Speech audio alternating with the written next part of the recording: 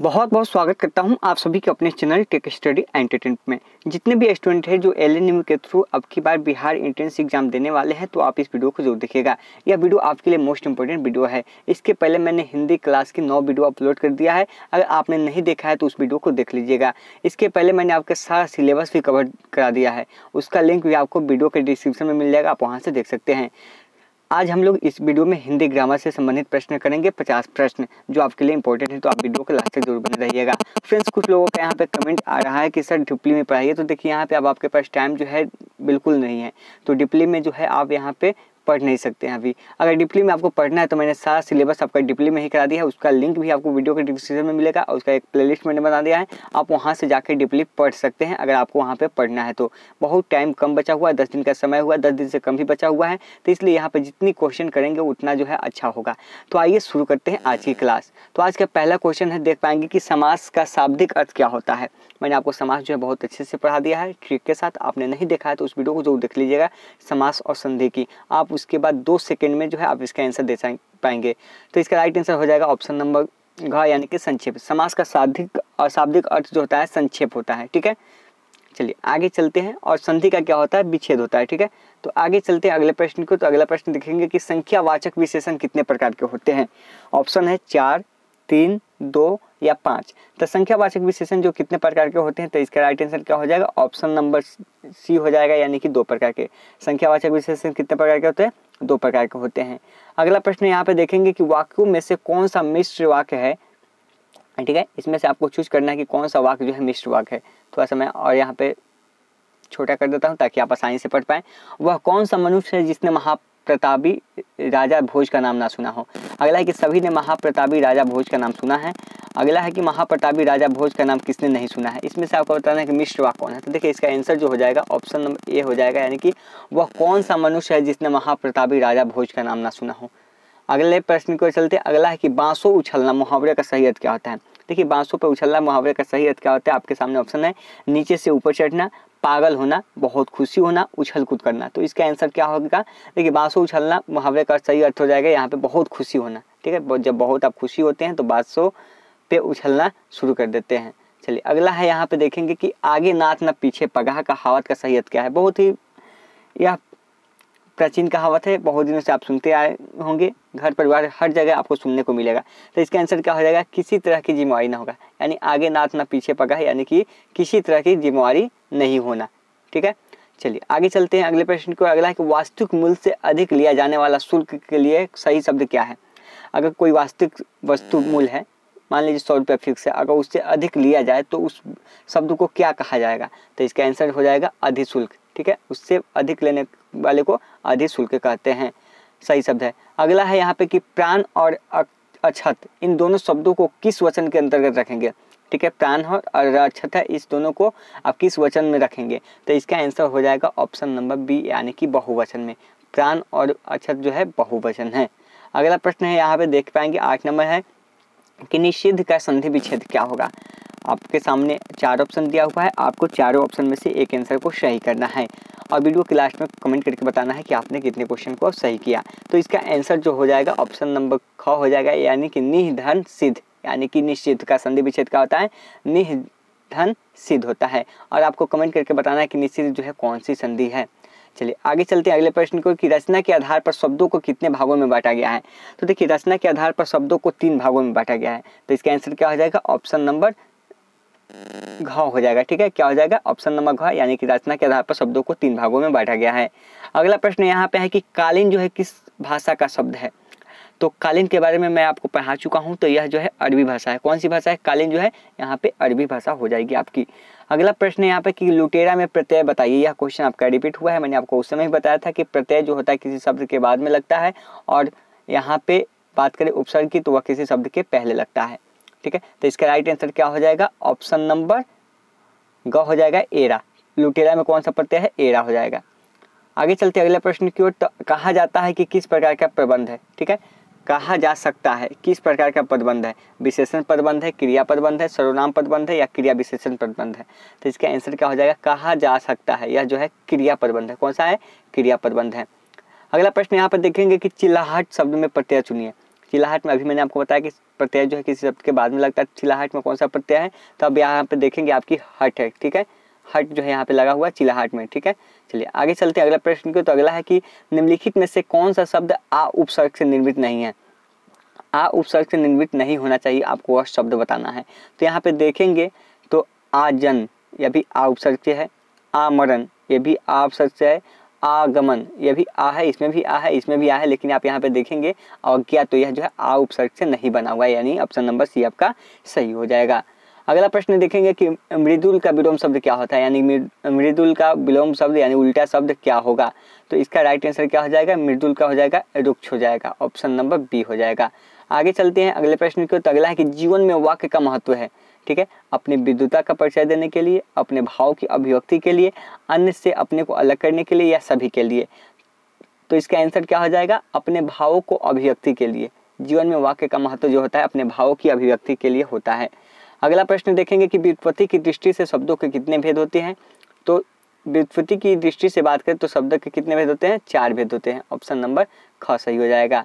अगला प्रश्न आप देखेंगे कि यथाशक्ति कौन सा समास है। यह क्वेश्चन बहुत बार रिपीट हुआ है, तो उम्मीद करते हैं इस क्वेश्चन का आंसर जो है आप सही देंगे, ठीक है। तो यह हो जाएगा आपका अव्ययी भाव समास। कौन हो जाएगा, अव्ययी भाव समास हो जाएगा। अगला कि घर का न घाट का मुहावरे का सटीक अर्थ क्या होता है। नहीं कहता है कि धोबी का कुत्ता न घर का न घाट का, यानी कि कहीं का नहीं रहना, ठीक है, न घर का रहना न घाट का रहना, यानी कहीं का नहीं रहना। अगला प्रश्न यहाँ पर देखेंगे कि निम्न में से कौन सा शब्द कमल का पर्यायवाची नहीं है, ठीक है। जो कमल का पर्यायवाची की बात करें तो इसमें होता है जलज होता है, कमल का पर्यायवाची होता है, पंकज भी होता है, अंबुज भी होता है, लेकिन यहाँ पे जलद नहीं होता है। क्या है, कमल का पर्यायवाची शब्द की बात करें तो जलद जो है नहीं होता है, घ हो जाएगा। अगला है कि उज्ज्वल का संधि विच्छेद करें, ठीक है। तो उज्ज्वल का संधि विच्छेद कैसे होगा आपको बताना है, तो इसका आंसर मैं कर देता हूँ, ठीक है। उम्मीद करते हैं आप लोगों ने भी इसका आंसर कर ही दिया होगा। तो इसका हो जाएगा उद धन ज्वल हो जाएगा, उज्ज्वल ज्वल हो जाएगा, यानी उज्ज्वल हो जाएगा, ठीक है। उत नहीं होगा यहाँ पे, कुछ लोग उत यहाँ पे मारेंगे, वह गलत हो जाएगा। चलिए ऑप्शन ख हो जाएगा। अगला है यहाँ पे कि निम्नलिखित में से तत्सम शब्द क्या है। देखिए क्वेश्चन आपको इससे आना ही है, ठीक है, तो आप जो है इस टॉपिक को जरूर क्लियर कर लीजिएगा। तो इसका आंसर क्या हो जाएगा, ऑप्शन नंबर ख हो जाएगा, यानी हीरक हो जाएगा। तत्सम शब्द कौन सा है, हीरक है। टॉपिक कैसे क्लियर करना है मैंने वहाँ पे सारी डिटेल्स बता रखी है, आप जाके वहाँ से प्लेलिस्ट में सारा वीडियो देख सकते हैं। अगला है कि दुखी होना किस क्रिया का उदाहरण है। नामबोधक क्रिया, पूर्वकालिक क्रिया, सहायक क्रिया, या उपयुक्त में से कोई नहीं। तो दुखी होना जो किसका है, यह हो जाएगा सहायक क्रिया का। दुखी होना किसका है, सहायक क्रिया का उदाहरण है। अगला प्रश्न देखेंगे कि निम्न में से शुद्ध शब्द का चयन कीजिए। सन्यासी कैसे लिखते हैं हम लोग, आपको बताना है, ठीक है। देखिए यह सन्यासी गलत है, ये भी गलत है, सन्यासी नहीं होता है, सन्यासी नहीं होता है। देखिए यहाँ पे सन्यासी, ऑप्शन नंबर ख आपका करेक्ट हो जाएगा। चलते हैं नेक्स्ट की ओर। नेक्स्ट है यहाँ पे कि 99 का फेर मुहावरे का सटीक अर्थ क्या होता है, ठीक है। गणित में कमजोर, लक्ष्य के करीब, धन जोड़ने का बुरा लालच, या भ्रमित रहना। तो इसका आंसर जो हो जाएगा धन जोड़ने का बुरा लालच, ठीक है। 99 का फेर जो लगता है वह कब होता है, धन जोड़ने का जो बुरा लालच होता है उस समय लग जाता है। चलिए अगला है यहाँ पे कि कौन से वाक्य में पानी शब्द का लजा है, ठीक है। कौन सा वाक्य है जिसमें पानी शब्द का अर्थ जो है लजा है, वह पानी पानी हो गया, पानी ले लो पी लो गलती दिया है, पानी की तरफ पैसे मत बहाओ, या पानी के मोल बेच रहा है, ठीक है। इसमें बताना है कि पानी शब्द का जो प्रयोग किया है वह लज्जा के रूप में किया गया है। तो इसका आंसर हो जाएगा वह पानी पानी हो गया, यानी कि वह लज्जा लज्जा हो गया। अगला प्रश्न यहाँ पे देखेंगे पेट की आग के लिए एक शब्द कौन सा है। तो जो पेट की आग के लिए शब्द हो जाएगा वह हो जाएगा आपका ऑप्शन नंबर ख, यानी कि जठराग्नि, ठीक है, जठराग्नि हो जाएगा, ठीक है। चलिए अगला प्रश्न देखेंगे कि निम्नलिखित में से कौन से शब्द में उपसर्ग और प्रत्यय का प्रयोग एक साथ होता है, ठीक है। कौन सा शब्द है जिसमें उपसर्ग और प्रत्यय का प्रयोग जो है एक साथ होता है, ऐसा भी प्रश्न आपको देखने को मिलेगा।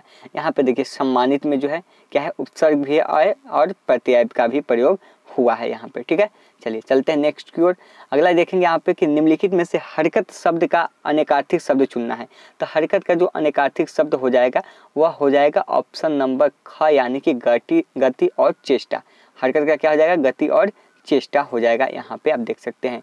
अगला प्रश्न देखेंगे कि आगे नाथ न पीछे पगहा, ये तो हम लोग कर लिए हैं कि किसी तरह की जिम्मेवारी ना होना, ठीक है, ऑप्शन ख हो जाएगा आपका। चलते हैं नेक्स्ट की ओर। तो नेक्स्ट आप देखेंगे यहाँ पे कि साल दर साल किस समास का उदाहरण है। तो देखिए साल दर साल जो उदाहरण है किसका है, आप यहाँ पे देखेंगे तो अव्ययी भाव समास का उदाहरण हो जाएगा। किसका हो जाएगा, अव्ययी भाव समास का हो जाएगा। चलिए चलते हैं नेक्स्ट क्वेश्चन की ओर। नेक्स्ट क्वेश्चन देखेंगे यहाँ पे। एक मिनट फ्रेंड्स, थोड़ी सी क्वेश्चन में मुझे डाउट लग रही, देख लेते हैं, चेक करते हैं। क्वेश्चन क्या है कि साल दर साल किस समास का उदाहरण है। ठीक है, तो इस क्वेश्चन का आंसर जो होगा आपका वह हो जाएगा अव्ययी भाव समास। ठीक है, यहाँ पे यह जो है दार सलदार जो है अव्ययी भाव समास ही है। चलिए आगे चलते अगले प्रश्न को। तो अगला देखेंगे आपकी सौभाग्य का तद्भव शब्द क्या है। देखिए सौभाग्य का जो तद्भव शब्द है वह हो जाएगा सुहाग। ठीक है, सौभाग्य का बदला हुआ रूप क्या हो गया, तद्भव जो हो गया सुहाग हो गया। चलिए अगला प्रश्न देखेंगे कि गंगा जल में कौन सा समास है। गंगा जल, ठीक है, गंगा जल में कौन सा समास आप देखेंगे यहाँ पे। तो गंगा जल क्या हो जाएगा, इस यहाँ पे आपका ऑप्शन नंबर ए हो जाएगा, यानी तत्पुरुष समास। कौन सा हो जाएगा, गंगा जल जो हो जाएगा तत्पुरुष समास हो जाएगा आपका। चलते हैं आगे अगले प्रश्न को। तो अगला देखेंगे पोखर का तत्सम रूप क्या है। देखिए पोखर का तत्सम रूप क्या है, पोषक, प्रखर, पुष्कर या प्रकर। तो इसका आंसर हो जाएगा पुष्कर। पोखर का जो तत्सम रूप होता है वो क्या हो जाएगा, पुष्कर हो जाएगा। अगला प्रश्न है कि गत माह हम ताजमहल देखने जाएंगे, इस वाक्य में अशुद्धि क्या है। लिंग संबंधी अशुद्धि है, या वचन संबंधी है, या सर्वनाम संबंधी है, या काल संबंधी है। गत माह हम ताजमहल देखने जाएंगे, तो इसमें क्या हो जाएगा, काल संबंधी है। ठीक है, गत माह, देखिए गत माह यानी पिछले माह की बात हो रही है। ठीक है, तो यहाँ ताजमहल देखने जाएंगे, यहाँ पे क्या है, फ्यूचर की बात हो रही है। ठीक है, तो इसलिए काल संबंधी, यहाँ टेंस संबंधी जो है प्रॉब्लम है यहाँ पे। चलिए गलतियाँ है। अगला देखेंगे कि चतुराई शब्द में कौन सा प्रत्यय है। तो चतुराई में क्या है, कौन सा प्रत्यय है, आई है। क्या है, आई है। चतुराई, आई है ना, आई आ रहा है प्रत्यय, आई होगा लास्ट में। अगला कि फेरी वाला मिठाई लगाओ, इन शब्दों में प्रयोग हुआ है किसका, उपसर्ग का, अप्रत्यय का, शब्द विनाश का, या प्रत्यय का। फेरी वाला मिठाई, तो इसका आंसर हो जाएगा ऑप्शन नंबर घ, यानी कि प्रत्यय का। फेरी वाला मिठाई लगाओ, इनमें जो है प्रत्यय का प्रयोग हुआ है। अगला प्रश्न देखेंगे कि निम्नलिखित में से कौन सा वाक्य अशुद्ध है। अध्यापक ने हिंदी पढ़ाई है, अध्यापक से हिंदी पढ़ी है, उसके बाद अध्यापक से हिंदी पढ़ाई है, अध्यापक से हिंदी पढ़वाई है।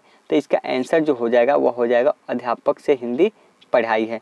ठीक है, चलिए अध्यापक ने हिंदी पढ़ाई है। यहाँ पे एक सेकंड देख लेते हैं क्वेश्चन, कौन सा वाक्य अशुद्ध है। अध्यापक ने हिंदी पढ़ाई है, सही है। अध्यापक से हिंदी पढ़ी है और अध्यापक से हिंदी पढ़ाई है, ये गलत हो जाएगा, आपका सी हो जाएगा। चलिए अगला प्रश्न देखते हैं आप यहाँ पे 9 नंबर कि कौन से वाक्य में अच्छा पद संज्ञा है। इसमें अच्छा पद कौन सा संज्ञा है, जो वह अच्छा लिखता है, वो अच्छा बच्चा है, वो अच्छों के साथ रहता है, अच्छा कल आ जाना। तो इसमें संज्ञा की बात हो रही है, तो कौन सा पद संज्ञा है, तो इसमें वह जो हो जाएगा वो अच्छों के साथ रहता है। ठीक है, इसमें अच्छा जो हो जाएगा संज्ञा हो जाएगा। चलिए अगला प्रश्न देखेंगे यहाँ पे कि द्वंद्व समास के कितने भेद होते हैं। तो द्वंद्व समास के 3 भेद होते हैं। ठीक है, यह मैं पढ़ा चुका हूँ, आप वीडियो नहीं देखे हैं तो जाके देख सकते हैं।